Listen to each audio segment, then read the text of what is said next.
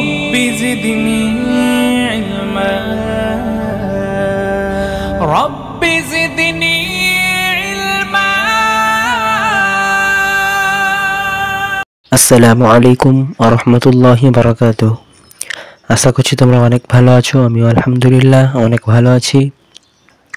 আর আজকের ভিডিও হচ্ছে ইকলাব তানবিন বা নুন সাকিনের 3 নম্বর কায়দা। তানবিন বা নুন সাকিনের পরে যদি বা আসে তাহলে তানবিন বা নুন সাকিনকে মিমের দ্বারা পরিবর্তন করে এক আলিফ পরিমাণ গুণনা সহ পড়তে হয়। একে ইকলাব বলে। তাহলে আমরা এখান থেকে জানতে পারলাম যে তানবিন বা নুন সাকিনের পরে যদি বা আসে তাহলে আমাদেরকে তানবিন বা নুন সাকিনকে মিম এর দ্বারা পরিবর্তন করে এক আলিফ পরিমাণ গুণনা সহ পড়তে হবে। তাহলে এখানে দেখো তানবিন বা নুন সাকিনের পরে কি এসছে? বা এসছে। ওই জন্য এখানে তানবিন বা নুন সাকিনটা কি করতে হবে? মিম এর দ্বারা পরিবর্তন করে পড়তে হবে। তাহলে এখানে আমরা কি পড়বো? মামবাখিলা। ঠিক আছে, তাহলে এখানে এক আলিফ গুণনা হবে মামবাখিলা। তারপরে দেখো লানাসফাআম বিন্নাসিয়াতি।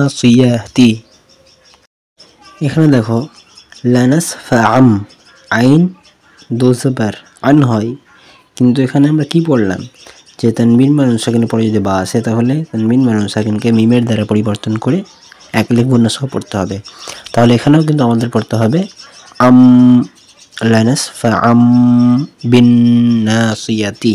তারপরে দেখো মিম বাইনিস সুলবি, নুন সাকিনের পরে মিম এসছে, মিম বাইনিস সুলবি। তারপরে দেখো কিরামিম বারারাতিন। তাহলে এখানে মিম সাকি তানবিনের পরে কি এসছে?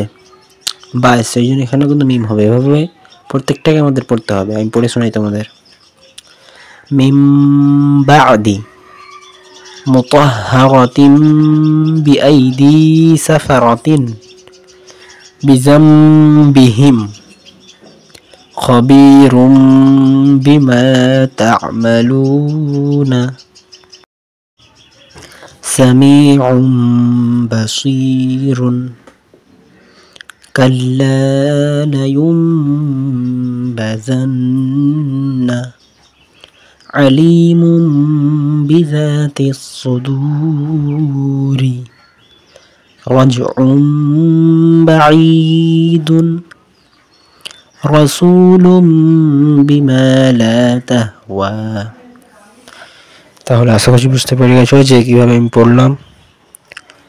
এভাবে পড়বে তোমরা। আর তোমাদের যদি কারো বুঝতে অসুবিধা হয়ে থাকে তাহলে নিশ্চয়ই আমাদের কমেন্ট করে জানাবে কোথায় বুঝতে অসুবিধা হলো। এরপরে ভিডিওতে আমরা কিন্তু জানিয়ে দেবো।